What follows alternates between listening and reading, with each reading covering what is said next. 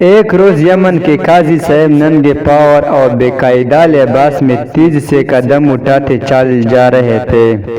ایک دوست بھی ان کے پیچھے پیچھے ہو لیا۔ اس نے دیکھا کہ قاضی محمد بن اعلیٰ خزانجی ملک ظفر کے گھر کے سامنے جا کر رک گئی اور انہوں نے دروازے پر جا کر دستک دی۔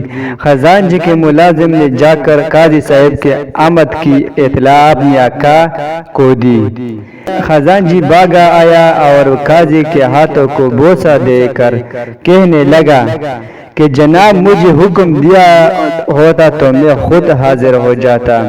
قاضی صاحب نے جواب دیا کہ ایک شخص کے بچے میرے پاس آئے ہیں، انہوں نے شکایت کی ہے کہ آپ نے ان کے باپ کو قید کر رکھا ہے، بچے باپ کے باہر بری حالت میں ہے۔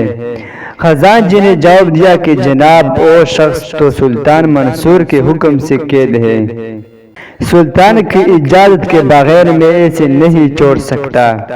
قاضی صاحب نے فوراً سلطان منصور میں قاصد دوڑیا۔ سلطان منصور نے اس شخص کو رہا کا حکم جاری کر دیا، لیکن جب تک قیدی رہا ہو کر سامنے نہ آ گیا، قاضی صاحب وہیں کھڑے رہے اور اسے اپنے ساتھ لے کر اس کے گھر تک چھوڑ کر واپس آ گئے۔ سلطان منصور جب مدینہ پہنچے تو اس زمانے میں محمد بن عمران قاضی کے منصب پر فائز تھے۔ قاضی صاحب کی عدالت میں ایک اونٹ والے نے آ کر سلطان کے خلاف شکایت درج کروائے اور انصاف کا طلبگار ہو۔ قاضی صاحب نے سلطان کے نام عدالت میں حاضری کا حکم جاری کر دیا۔ سلطان اپنے ہمراہیوں کے باہر چھوڑ کر خود عدالت میں پیش ہوئے۔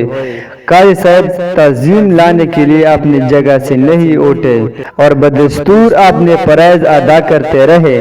مقدمے میں سماعت کے بعد قاضی صاحب نے سلطان کو خلاف فیصلہ دے دیا۔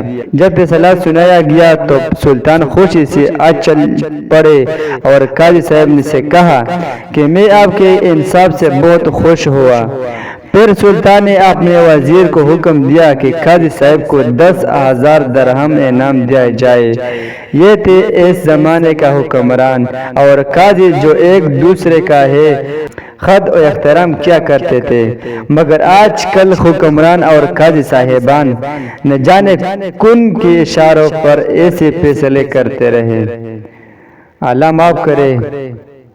بہت شکریہ۔